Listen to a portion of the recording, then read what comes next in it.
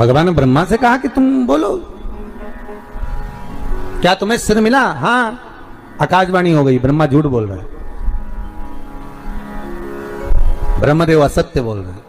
असत्य बोल रहे हैं? हाँ। ब्रह्मा जी बोले आकाशवाणी झूठी है, ना मानो तो पूछ लो ये केतकी के पुष्प से। केतकी के पुष्प को भगवान ने लिया और पूछा, क्यों केतकी के पुष्प? क्या ब्रह्मा जी को सिर मिला? क्या ब्रह्मा जी को मस्तक मिला? केतकी का पुष्प ब्रह्मा को मस्तक मिला जानकर केतकी का पुष्प बोला, हाँ ब्रह्मा को शीश मिला, ब्रह्मा को सिर प्राप्त हुआ है, ब्रह्मा को मस्तक मिल गया। हाँ। भगवान आकाशवाणी कर कर बोले, ये ब्रह्मा जिस केतकी के पुष्प को लेकर आया है वो झूठ बोल रहा है। ए केतकी के पुष्प, भगवान शंकर कहते, केतकी के पुष्प में तुझे श्राप देता हूं, सारे देवताओं पर तू चढ़ेगा पर शंकर पर कभी नहीं चढ़ेगा। और अगर कोई भूल से भी केतकी का पुष्प शंकर को चढ़ा देगा तो 1000 गौ हत्या के बराबर उसको दोष लग जाएगा। इसलिए केतकी का फूल सारे देवताओं पर चढ़ता है पर भगवान शिव पर नहीं चढ़ता, शंकर पर नहीं चढ़ता।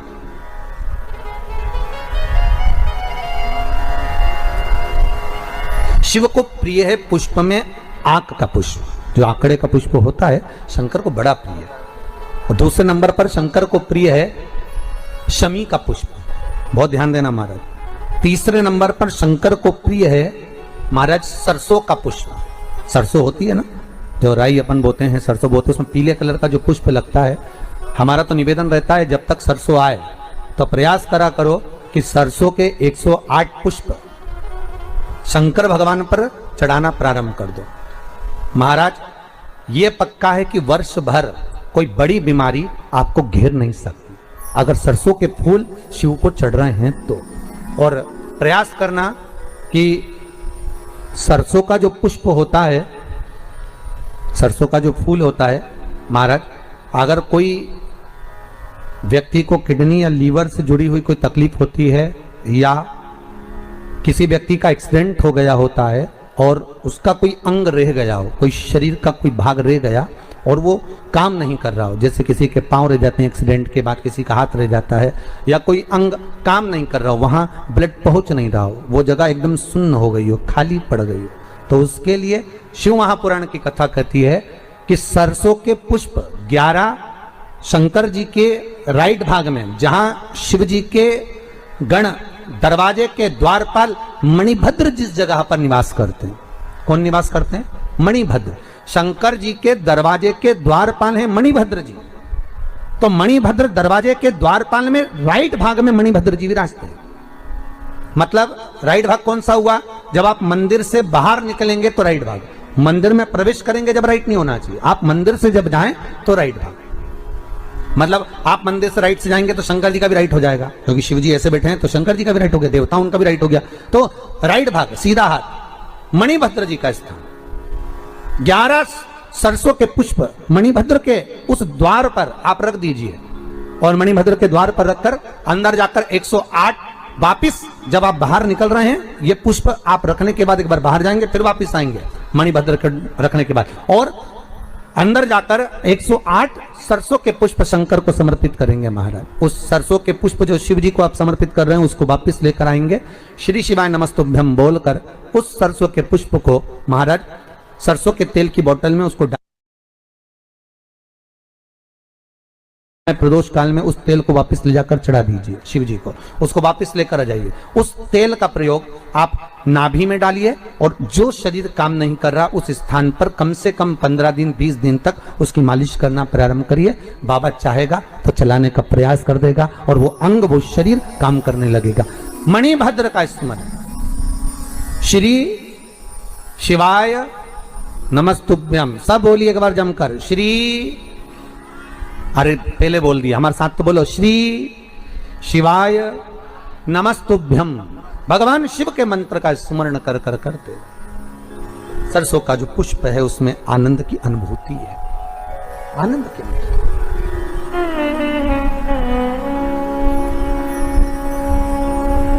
महाराज शिव औघड़ी है,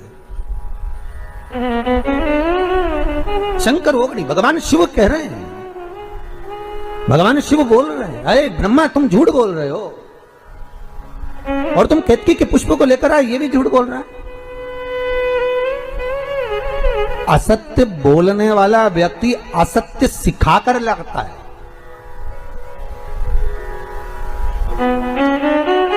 मैं फिर निवेदन करूंगा आप सबसे, पूरे महीने आप सत्य नहीं बोल सकते ना, मत बोलो। पूरे महीने में कम से कम एक हफ्ता बना लो कि मेरे को इस हफ्ते में सत्य बोलना। एक हफ्ते भी सत्य नहीं बोल सकते तो निवेदन है कोई 2 दिन ऐसा बना लो कि मैं 2 दिन सत्य बोलूंगा। 2 दिन सत्य नहीं बोल सकते तो शिव महापुराण की कथा कहती है कम से कम 1 दिन ऐसा बना लो कि मैं सत्य बोलूंगा। 1 दिन नहीं बना सकते तो कम से कम 2 घंटा ऐसा बना लो कि मैं सत्य बोलूंगा। 2 घंटा नहीं बना सकते तो कम से कम 1 घंटा बना लो कि मुझे सत्य सुबह 8 बजे से लेकर 9 बजे तक सत्य बोलूंगा। पर किसी को बताना मत ही सत्य तुम कि 1 घंटे में इसी समय पर सत्य बोलता हूं, नहीं तो उस समय पर पत्नी आ गई और उसने कुछ पूछ लिया तो अच्छा आपत तुम्हारी, फिर सत्य सत्य। एक गांव के बहुत विद्वान पंडित जी, बहुत विद्वान, खूब सत्संग करने वाले, खूब पूजन पाठ कराने वाले, खूब विद्वान पंडित जी, और चले गए नरक। तो गांव के लोग कुछ मरने के बाद नरक गए तो उन्होंने अपने पंडित जी को देखा, पंडित जी तुम यहाँ? पंडित जी बोले आओ। तो तुम्हें तो स्वर्ग जाना था, तुम नरक क्या कर रहे हो? पंडित जी बोले पत्नी के कारण आया। तो पत्नी ने कैसे भेज दिया कि रोज तैयार होकर मेरे सामने आके पूछती थी मैं कैसी लग रही। अब रोज मुझे झूठ बोलना पड़ता था कि तू बहुत अच्छी लग रही, भले बुरी लगे तो भी कहना पड़ता था कि अच्छी लग रही। अब उसके चक्कर में बेचारा नरक चले गए। तो तुमसे निवेदन है तुम भी अपने पति से कभी मत पूछा करो मैं कैसी लग रही। एक आध दिन सुबह के समय पर अगर वो सत्यवादी बनकर मुंह से बोल दिया, जैसे तुमने आकर पूछा क्यों जी कैसी लग रही, और पति बोल दे ऐसी लग रही जैसे हरी घास में भैंस चल रही, अब कितना बुरा लगेगा। तो इसलिए सत्य बेचारा बोल भी नहीं पाता कि बोले तो सत्य कैसे बोले।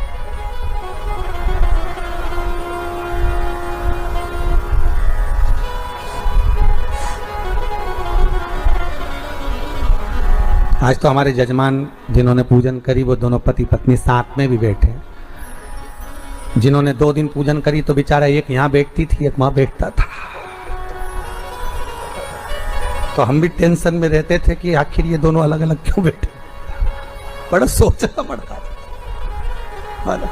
हर हर भगवान शिव ओघड़दानी सत्य की मुहूर्त है। आप ना बोल सके थोड़ा सत्य बोलिए साहब, अपनी जिंदगी को सत्यमय जीने का प्रयास करिए। सत्यम शिवम सुंदर, जीवन में सत्य आएगा तो शिव मिल जाएगा, और शिव मिल गया तो जीवन सुंदर बन जाएगा। आप अपनी जिंदगी आनंदमय हो जाएगी।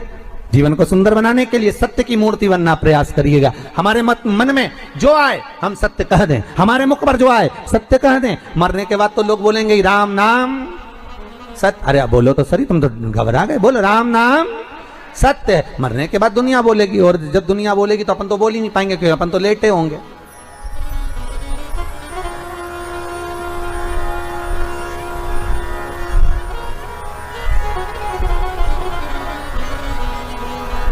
सत्य बोलने का प्रयास करिए थोड़ा थोड़ा, ठीक है। एकदम सत्य निकालना भी बड़ा कठिन है।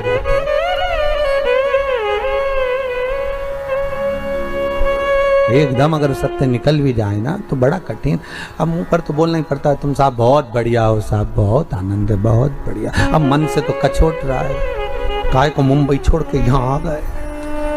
बताओ, हमारी छाती पे मूंग दलने आए, इससे तो मुंबई में अच्छे थे। पांडे तारा में क्या कर रहे हैं, सबकी सब इकट्ठे हो गए, ना जाने अब कितनी जमीन और खरीदेंगे ना। और सामने के अच्छा हुआ आ गए। वैसे भी लॉकडाउन लग गया है महाराष्ट्र में, तुम लोगों का तो यहाँ आना अच्छा था, पर अंदर से सोच रहा काय को आ गए, भीतर से सोच रहा बाहर से अच्छा।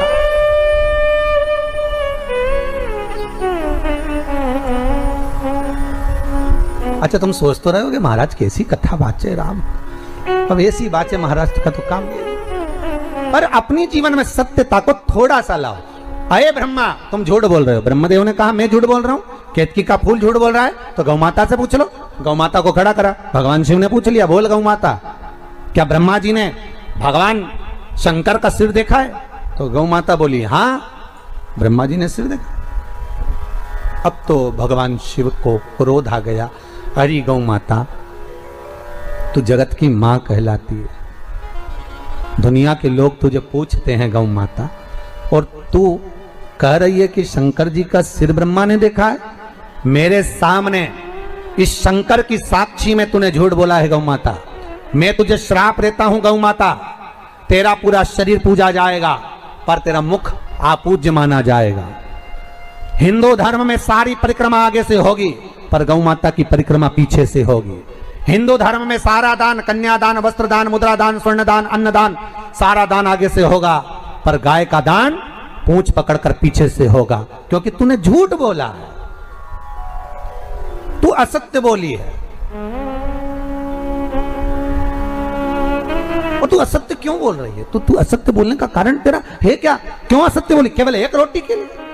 और यही तो मनुष्य है साहब, मानव करता क्या? एक रोटी के लिए सत्य बोलता है, एक रोटी के लिए झूठ बोलता है, एक रोटी के लिए असत्यता का बिंदु पकड़ कर बैठता है, केवल एक रोटी के लिए।